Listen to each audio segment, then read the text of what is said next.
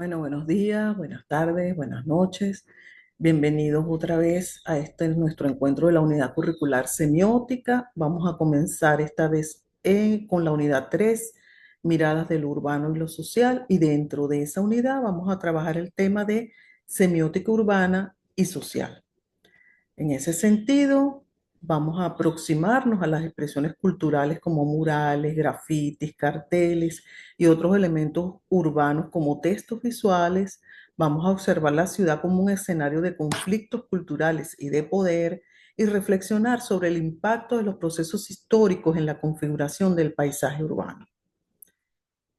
Y bueno, como contenido, al trabajar la ciudad como texto, vamos a una introducción a la semiótica urbana. Ya venimos trabajando en la semiótica audiovisual, la semiótica de la imagen. Esta vez vamos a trabajar la ciudad como una imagen, como una textualidad que tiene sus significados, significantes y significancia. Entonces, vamos a trabajar el tema de definición de semiótica urbana y cómo la ciudad se convierte en un sistema de signos y comunicación y tecnicidad, esa relación entre comunicación y tecnología. La lectura del espacio público como discurso social. Vamos a hablar de la semiósfera, que ya hablamos en nuestro primer encuentro algo de lo que es la semiósfera como sistema.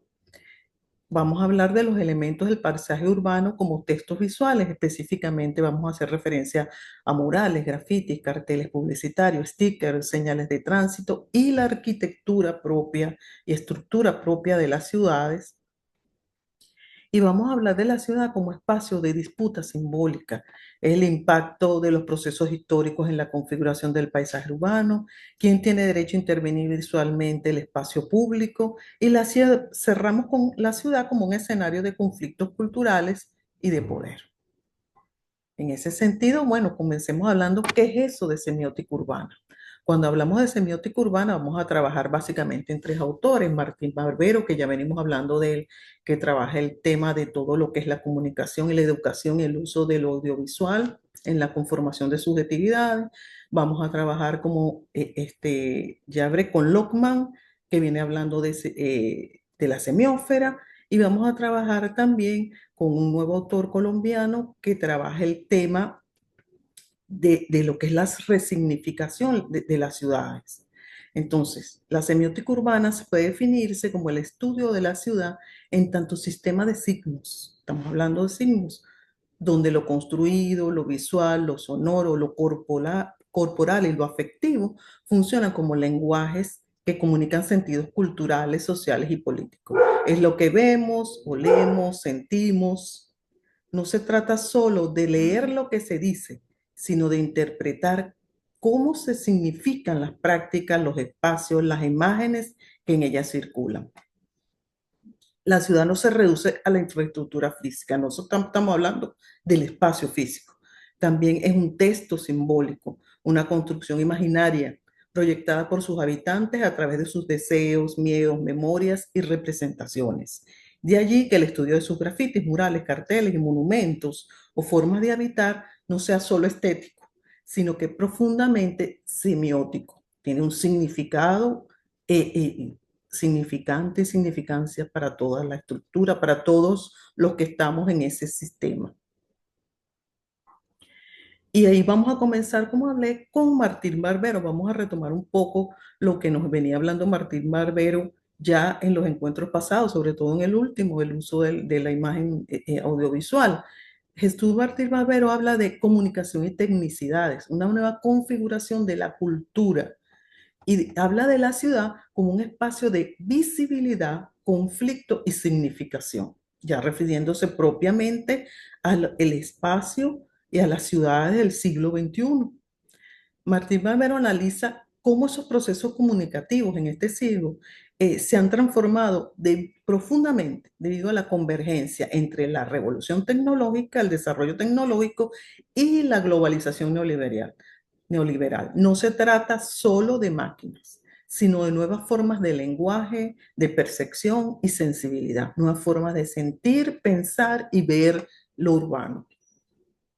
Los medios de comunicación y las tecnologías no son neutros, ya lo venimos hablando, todos tienen intereses económicos, políticos y culturales, todos los mensajes mediáticos que nos llevan tienen una intención, una forma de pensar y de ver cómo captan a ese usuario, a ese que le está llegando la imagen y cómo es interpretada, ¿sabes? Por ese usuario.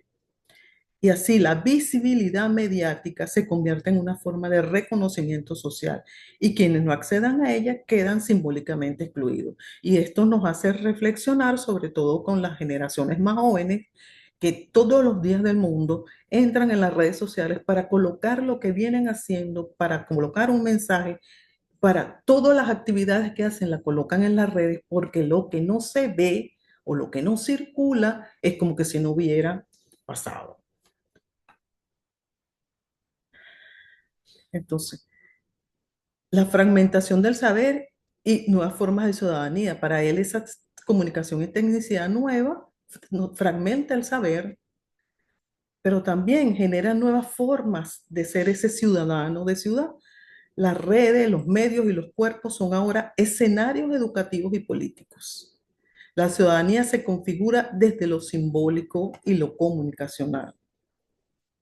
La globalización y las migraciones provocan una explosión de las identidades. Esa mezcla, ese intercambio entre sujetos de un lugar y otro o sujetos de un lugar y otro que no son solamente físicos, sino a través de lo virtual, a través de las redes, a través de la internet. Hay una explosión, hay un intercambio de identidades. Los sujetos ya no tienen un anclaje fijo, sino que sus identidades son móviles, híbridas y en tensión constante. Constantemente nos está llegando nuevas formas de ver el mundo, sobre todo a través de la televisión, a través del streaming, a través del audiovisual, que vamos adaptando, que vamos asumiendo o no, pero que al final es un intercambio con nuestra realidad. Y el espacio público hoy se define por lo que es visible o invisible. Las imágenes ya son condiciones de existencia política y cultural. Lo que no se ve no existe. Representan la comunicación. Repensar la comunicación como un campo de disputa simbólica en el corazón de la vida urbana, las ciudades, los espacios, es donde se cruzan lenguajes tecnológicos como pantallas, redes y dispositivos, lenguajes populares como murales, grafitis, rituales, y lenguajes institucionales como leyes, señales y vallas oficiales. Todos esos mensajes juntos forman lo que es esa visión de la ciudad, esa simbología de lo que es la ciudad actual. Ahora, ¿cómo la ciudad se convierte en un sistema de signos? Entonces, la ciudad es un fenómeno cultural complejo, claro. Funciona como una red de signos en constante producción y resignificación que venimos hablando. Esta red está compuesta ¿por qué? Por signos visuales, grafitis, vallas publicitarias, murales, señales de tránsito, la propia arquitectura, por signos espaciales. Es la distribución de cómo están los barrios, el centro, las periferias, espacios de exclusión o de apropiación comunitaria, ¿verdad? Son signos corporales y rituales, maneras de caminar, de vestir, de protestar, de celebrar, maneras de ser de los habitantes de la ciudad. Y son signos afectivos, son emociones colectivas de miedo, de amor, de orgullo, de pertenencia, de deseo o no, de la propia ciudad. Y aquí, por ejemplo, tenemos un ejemplo bien concreto. Si nosotros vemos esta urbanización cercada por todos lados, aislada del resto de la ciudad, esta urbanización y con esa vigilancia tiene dos significados totalmente opuestos. Uno puede significar seguridad para algunos de los que están allá adentro, pero para otros implica exclusión, no puedes entrar. Esa dualidad de sentido convierte el espacio de signo en algo polisémico, múltiple sentido. Dependiendo de quién lo ve, de que lo resignifica, tiene un sentido u otro, o es seguridad o es exclusión.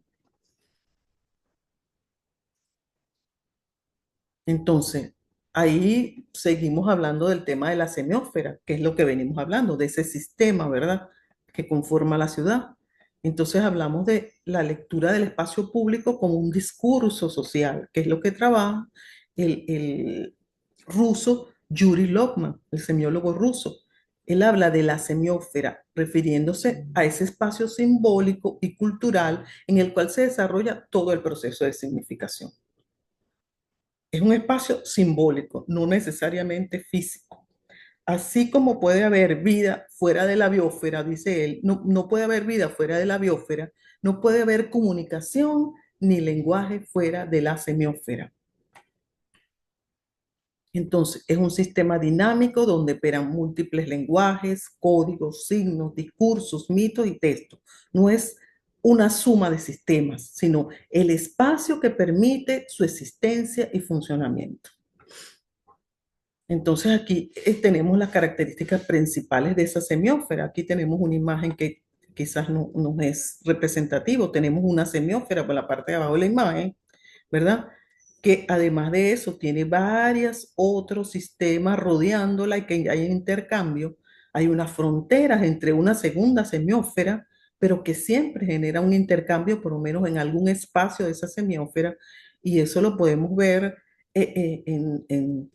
normalmente en las ciudades. Si nosotros nos imaginamos Caracas, Caracas es una sola semiósfera, yo creo que no. Caracas tiene por lo menos dos semiósferas. Una cosa es la realidad que pasa de Petare a Catia, donde pasa el metro y sus zonas alrededor, y otra cosa es el este del este de Caracas, que es totalmente aislado. Las personas es otra realidad, otra visualidad, otra forma de ver el mundo, pero no significa que no haya un intercambio. Hay una frontera que tiene que ver con recursos, una frontera que tiene que ver con los más pobres y menos, y clase media alta o un alta. Es una frontera que tiene que ver con la realidad de Caracas y de cualquier ciudad que tiene sus zonas más pobres y sus zonas más ricas. Y hay un intercambio entre esas dos realidades. Puede ser considerada una sola, quizás, pero es bien asimétrica y bien diferente. Entonces, si la consideramos como una sola, tenemos que pensar que, bueno, hay un intercambio entre esas dos realidades que son bien diferentes. Quien va para una zona marginal, cualquiera, que está la carretera vieja Caracas-La Guaira, por dar un ejemplo, y se va para los del Este o para los Naranjos o para otra zona de Santa Fe Sur, por ejemplo, ve que es total, o sea, la realidad es otra visión de mundo, otra forma de vestirse, de hablar, de pensar, de visualizar. Entonces, entre esas características principales de esa semiósfera, ¿verdad? Es asimétrica, estamos hablando, es plural, es conflictiva y dinámica, y por eso permiten tanto la estabilidad de lo instituido como la emergencia de nuevas formas de sentido.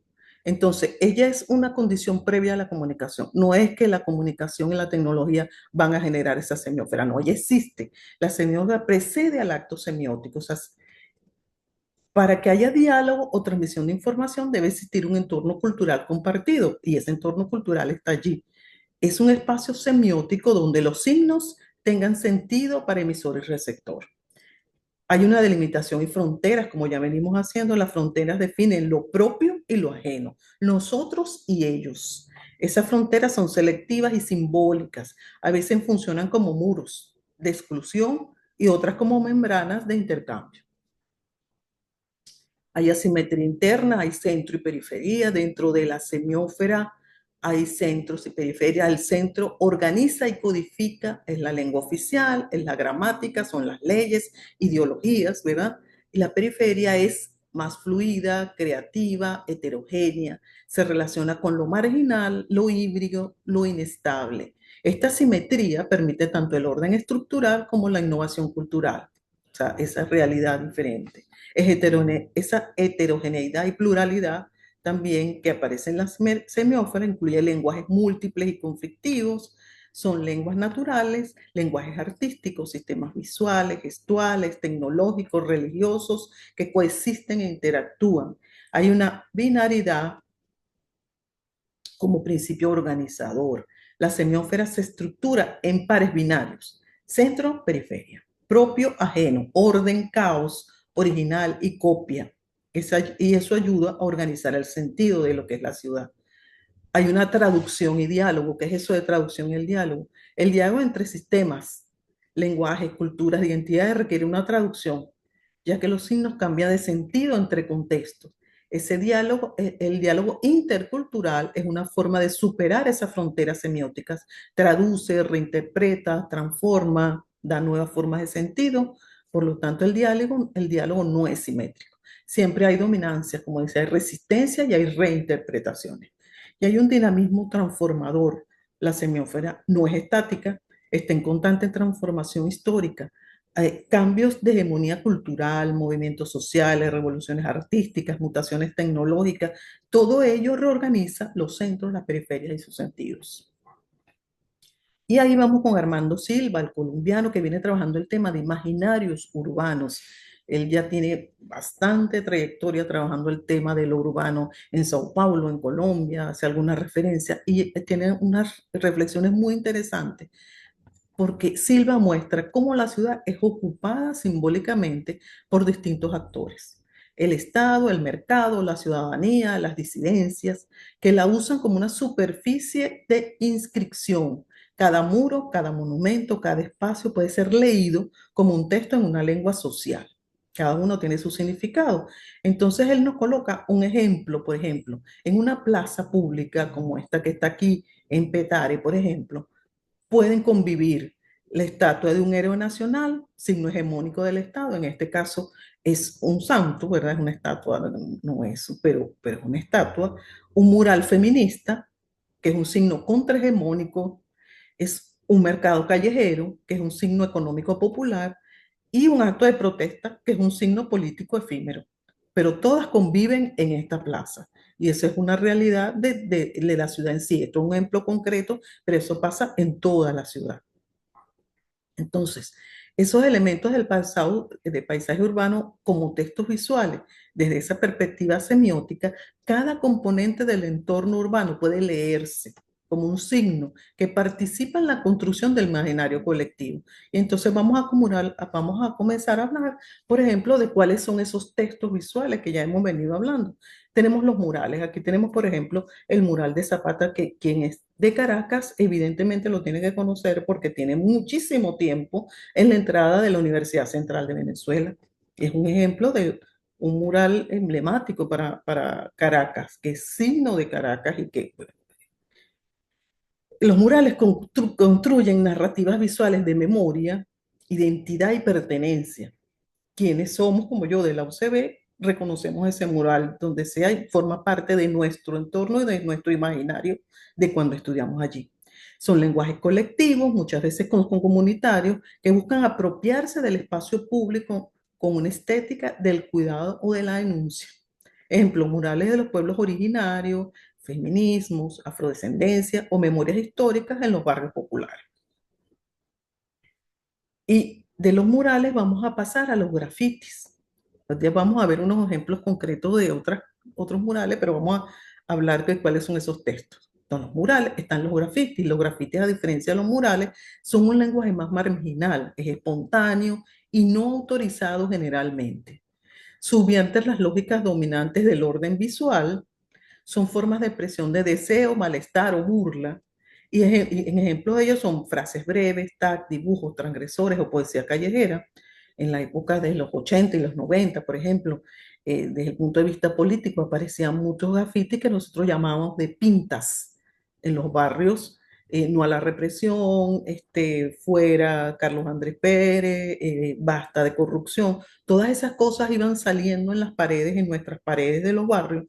Eso es lo que llamamos graffiti desde el punto de vista político. En este momento el graffiti también ha tomado una parte más artística, más bonita, pero no, muchas veces sigue siendo de protesta, muchas veces sigue siendo de inconformidad o simplemente poesía callejera, como le dicen, y aquí tenemos un ejemplo de ello.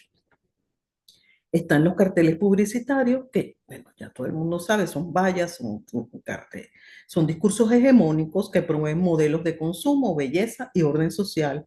Invaden el espacio con imágenes aspiracionales que modelan deseos y valores.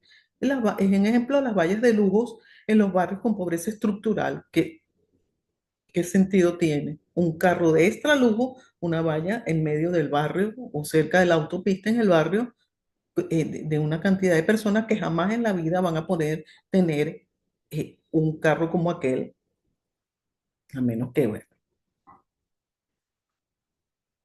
Estamos hablando de stickers y lo que decimos aquí chupetas, estos carteles que se llevan en las marchas, en las protestas, en las solicitudes. Son micro intervenciones visuales con un mensaje político, humorístico o alternativo. Funcionan como semillas de sentido que interrumpen la narrativa dominante, stickers feministas, antifascistas o contraculturales, por ejemplo. Señales de tránsito. Las señales de tránsito forman parte de esa visualidad, comunican institucional, es una comunicación institucional funcional, pero también cargada de autoridad simbólica, algunas veces hackeadas o alteradas por artistas urbanos para resignificar su mensaje. Y tenemos el tema de la arquitectura propia de la ciudad. Los barrios, mientras las urbanizaciones de lujo, los altos edificios o en la parte histórica con relación a esas zonas totalmente urbanizadas por oficinas, esa realidad es el gran signo del paisaje. El edificio habla del tiempo, del poder y de la estética de quien lo manda a construir, proyecta ideología, jerarquía, pertenencia o exclusión, y unos ejemplos de eso es lo que llaman de gentrificación, ¿verdad? Lo que viene pasando cuando una pequeña casa o una pequeña comunidad es sacada de su lugar para construir un edificio que después viene a convertirse en unos edificios básicamente de oficina o de funcionamiento, básicamente sí, que genera dinero para aquellos que lo construyen, pero y los habitantes que estaban allí son desplazados para otros lugares. Y eso nos recuerda, por ejemplo, en Caracas a Parque Central, cuando parte de San Agustín fue desalojada para construir los edificios de Parque Central. Eso es una realidad así que pasa así en todas las ciudades. Jerarquía, pertenencia o exclusión, el fachadismo o cuando edificios o predios, por decirlo así, coloniales, son remodelados por dentro, pero le dejan la fachada y su uso es ya otro, o esa arquitectura neoliberal también, o la autoconstrucción comunitaria como vemos en los barrios de cualquier ciudad. Están los murales políticos, estos también son murales, hay que resaltarlos y diferenciarlos, sobre todo en Venezuela. Los murales políticos y oficialistas y populares son muchísimos, han venido tomando nuestras ciudades en cualquier lugar de Valencia, Barquisimeto, Maracaibo, Puerto Ordaz, Puerto La Cruz, Caracas, encontramos este tipo de murales que han venido tomando los espacios de hace muchísimos años.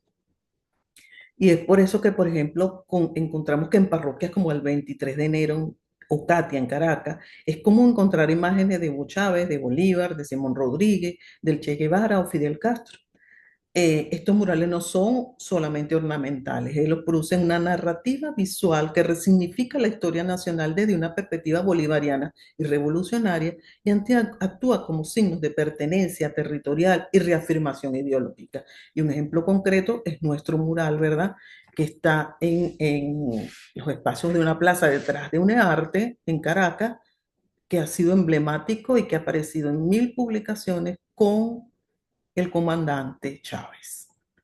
También tenemos aquí cerca de Parque Central, son murales que representan parte de nuestra historia, pero son vinculados efectivamente a un proceso y a un movimiento político.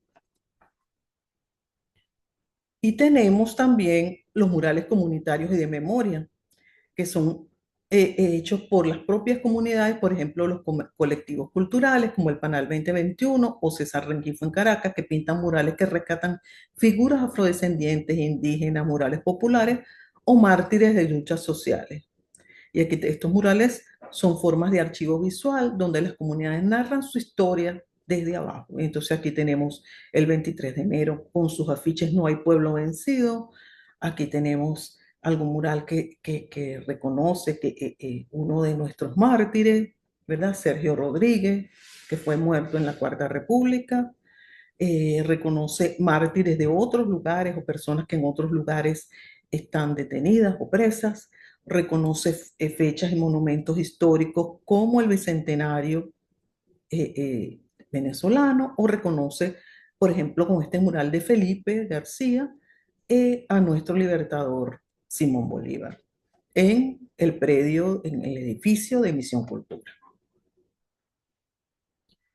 Entonces, existen también otro tipo de murales más artísticos que tienen que ver más con un movimiento artístico regional urbano que tiene que ver con embellecer la ciudad, con memoria histórica y colectiva. Y aquí tenemos muchísimos de ellos que se reflejan la parte ecológica, reflejan a nuestros santos, a nuestro José Gregorio, reflejan el teatro con una influencia marcada del muralismo mexicano, reflejan nuestros movimientos indígenas, nuestros artistas, o reflejan nuestro bicentenario, que vienen embelleciendo todas las paredes y calles de las ciudades. Entonces, eh, esos eran de Caracas, pero los murales comunitarios de memoria están en todas las ciudades, por ejemplo, en los barrios del Saladillo o la Curva de Molina, en Maracaibo, hay murales que santan símbolos locales como la gaita, la Virgen de Chiquinquirá, los falafitos del lago, los diablos danzantes y el puente sobre el lago. En Mérida hay colectivos culturales y ambientalistas que pintan murales con imágenes de la Sierra Nevada, de la mujer campesina, del cóndor. En Lechería y Puerto de la Cruz, por ejemplo, se encuentran murales de los pescadores de petróleo, la Virgen del Valle, aquí como observamos, aquí está un mural dedicado a la gaita, a la monja, a la murca en Maracaibo, la Virgen de la Chinita, nuestra Virgen del Valle en Puerto La Cruz, o este mural ecológico en Mérida. Todos embelleciendo básicamente las calles y paredes de las ciudades. Ya los grafitis, a diferencia de los murales, tienen un lenguaje crítico, identidad digital, son más efímeros, son menos trabajados. En zonas universitarias, como los alrededores de la UCB, por ejemplo, en el centro o en el centro de Caracas, los grafitis expresan tensión política, crítica, social, estética o estética alternativa. El hambre no se calla, pueblo y calle, ganó el pueblo, son ejemplos concretos de grafitis o pintas.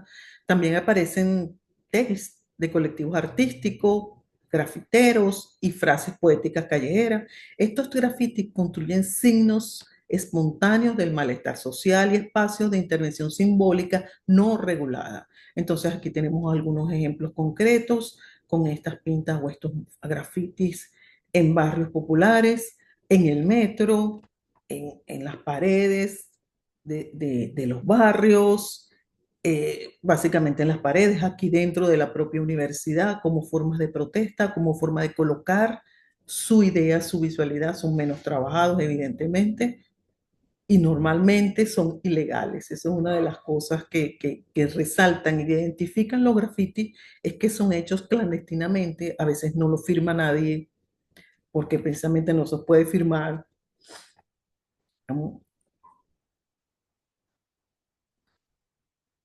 Entonces, y ahí nos seguimos con lo que es la publicidad oficial y propagandística, sobre todo en época electoral, y la publicidad de la oposición, que conviven juntas y viven juntas, sobre todo en épocas electorales, y aquí tenemos un ejemplo concreto de eso. Son vallas institucionales con consignas de independencia y patria socialista, pueblo valiente, patria libre, son imágenes de Chávez y Bolívar estilizados con frases que apelan a la identidad nacional, que funcionan como signos que buscan fijar una narrativa oficial, pero que conviven con vallas y carteles con textos como dolarización ya o sos libertad Venezuela, que son las más destacadas en noticias internacionales, porque esa visualidad básicamente sale para afuera, no está hecha para la propia ciudad, sino para que la ciudad se presente con ella fuera del país. Y aquí vemos, por ejemplo, como una valla donde habla de juntos todo es posible, está Chávez y está Maduro, aparece con Henry Falcón abajo hablando de dolarización ya, o sea, vendamos el país. Y así como en un edificio, ¿verdad? En la autopista de Caracas, donde habla libertad para Leopoldo, aparecen también justamente los ojos de Chávez, o aparece SOS Libertad, o aparecen carteles que denuncian quiénes son los que están solicitando bloqueo para el país. Y tenemos la publicidad comercial, que es una producción institucional o empresarial visualmente dominante, diseñada para dirigir comportamientos, dedicadas a la venta de productos, servicios y subjetividades, producción de aspiración y control, promueven valores aspiracionales, conductas deseadas o productos, actúan como un filtro ideológico de lo visible, puede producir múltiples efectos. Para algunos reafirma una idea de ciudadanía positiva, para otros genera rechazo o ironía, si sienten que la realidad contradice la imagen. Entonces, aquí vemos algunos ejemplos en nuestras autopistas, en nuestros edificios, de ese tipo de publicidad, y es importante destacar que al igual que vimos en el caso de la publicidad anteriormente, lo que venden el producto y venden la mujer, porque sin una mujer vendiendo el producto no se vende, entonces es la reina de las frutas, ¿verdad? Junto con la venta de cerveza, donde la mujer es el centro de la comunicación. Evidentemente una imagen que poco nos identifica. Y bueno, ahí retomemos todos estos elementos desde nuestros criterios que hemos venido hablando de significado, significante y significancia, ¿verdad? Entonces, eh, el graffiti lo vamos a ver como trazos espontáneos, frases marginales, protesta, denuncia, identidad urbana que afecta, sublema, emociona. El muro se vuelve la voz colectiva. En el caso de los murales, es una imagen más colectiva de lucha y cultura, es memoria, comunidad estética pública, convoca la identificación, al recuerdo, a la apropiación del espacio. Y el cartel publicitario es una imagen planificada, un eslogan institucional que invita al consumo, orden, aspiración ideológica a veces, y puede generar deseo, rechazo o resignificación y construye una ciudad deseada o cuestionada. Y ahí pasamos a nuestro tema siguiente, que es la ciudad como un espacio de disputa simbólica. La ciudad, en tanto espacio compartido, es también un campo de tensión de distintos actores que buscan inscribir su visión del mundo en sus muros, plazas, puentes y esquinas. Esta inscripción no es solo estética, es ideológica, cultural y política. Desde una mirada semiótica, el paisaje urbano no es un decorado, sino una constelación de signos en pugna, murales, grafiti, carteles, arquitectura, señales, no solo nos dicen algo, constituyen discursos, forman subjetividades y moldean la vida social también, al igual que el resto de los medios, el resto de las imágenes. La ciudad en suma es un texto visual colectivo en disputa. Armando Silva, que ya venimos trabajando al hablar de los imaginarios urbanos, Yuri Lockman, al plantearlo de la semiósfera, así como Jesús Martín Barbero al hablar de la sociedad del siglo XXI, coinciden en que toda intervención en el espacio urbano es un acto de significación política. Quien controla la visualidad, controla también qué ciudad se imagina, qué historia se recuerda y qué futuro se proyecta.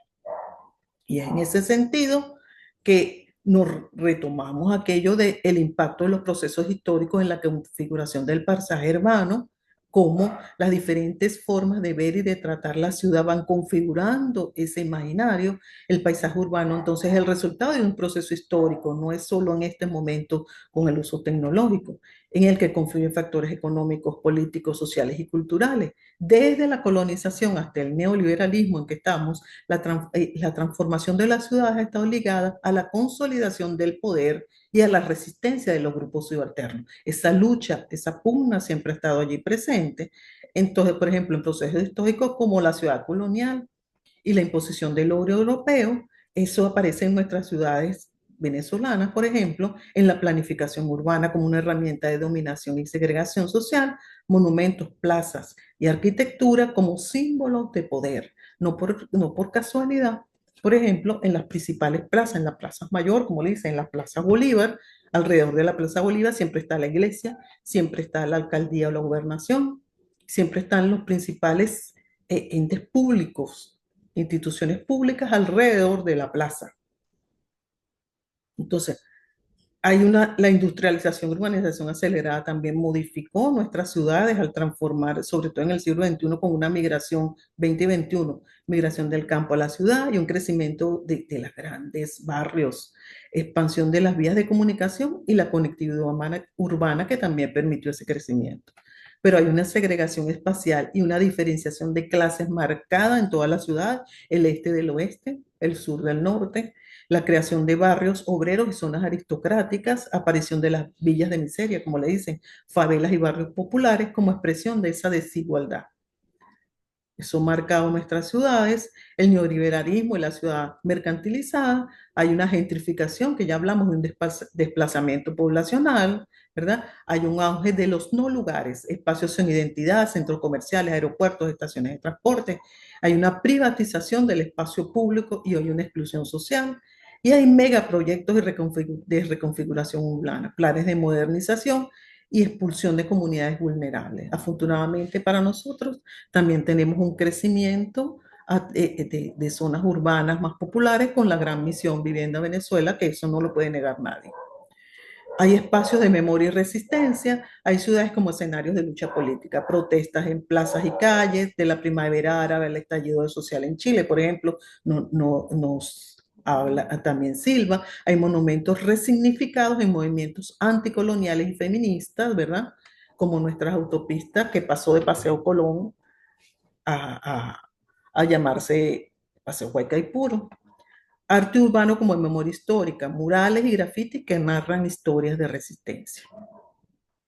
Y en ese sentido que nos preguntamos, en ese espacio urbano, ¿quién tiene derecho a intervenir visualmente el espacio público? Entonces, hablamos del Estado y las instituciones en un primer momento, legítimos reguladores del orden visual. Para tú colocar una valla o hacer un mural, necesitas pedir permiso a las alcaldías, a las gobernaciones, a las instituciones relacionadas. Ellas controlan esa señalización, la propaganda oficial y los monumentos, no así los grafitis. Determinan qué imágenes son permitidas y cuáles son sancionadas por vandalismo, ilegalidad o simplemente que no están, para muchos no son agradables, sino eh, ensucian la ciudad, cosa que es totalmente fuera de lo común. Las sociedades no son, las ciudades no son ensuciadas, son modificadas, son visualizadas de otras maneras. Y ahí vemos, por ejemplo, este carro aquí, pichado, como le dicen, marcado en un barrio cualquiera. ¿Está feando el espacio? No. Pagan, las empresas y las marcas pagan por visibilidad, colonizan visualmente pasajes con mensajes de consumo, son las que tienen para pagar en algunos casos, tienen el poder económico para masificar esa narrativa visual única. Los ciudadanos y colectivos y artistas intervienen desde el margen. Arte urbano, activismo, poesía callejera, reivindican el derecho a expresarse, a nombrar su ciudad y a señalar las ausencias. Aquí surge el conflicto clave. El derecho a intervenir visualmente el espacio urbano es desigual y su legitimidad es selectiva. Quien tiene para pagar tiene más espacio para colocarse, sobre todo con el caso de la publicidad. Y vamos cerrando y retomando todo lo que hemos estado hablando desde la primera parte de nuestro encuentro. La ciudad es un escenario de conflictos culturales y de poder, de conflictos simbólicos. Y en ese sentido, las representaciones urbanas no son neutrales, están atravesadas por luchas sociales, disputas ideológicas y estrategias de poder. Ciertas imágenes, como por ejemplo las imágenes, los mapas mentales elaborados por los ciudadanos, revelan tensiones culturales profundas, zonas asociadas al miedo, al deseo, al consumo, al peligro o al placer. De este modo, el espacio urbano se segmenta según percepciones colectivas que están marcadas por género, clase, raza o generación.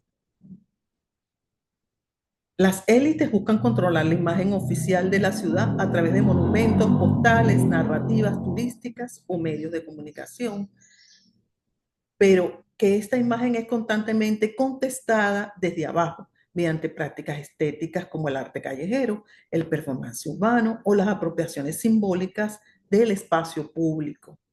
Y es necesario, en ese sentido, retomando, pensar la ciudad como una narrativa en disputa, como algo que nos mueve, como algo que siempre está en constante transformación y que de donde lo simbólico tiene efectos reales. Define lo que es visible, lo que es digno de ser recordado y lo que debe ser olvidado. Bueno, aquí para terminar, yo les dejo las referencias, donde está un artículo importante que coloqué que quizás sería importante leerlo, de el diario de Ciudad Caracas, que habla de el muralismo como un acto de resistencia cultural y que democratiza el arte. Le dejo el texto de la semiósfera, le dejo Martín Barbero algunas páginas del texto y les dejo como lectura recomendada Imaginarios Urbanos, una parte de Armando Silva, una parte muy corta porque el libro de él tiene casi 400 páginas, pero que hace referencia a todo eso que venimos hablando en este encuentro. Bueno, nos vemos en nuestra próxima clase y agradecida por la participación.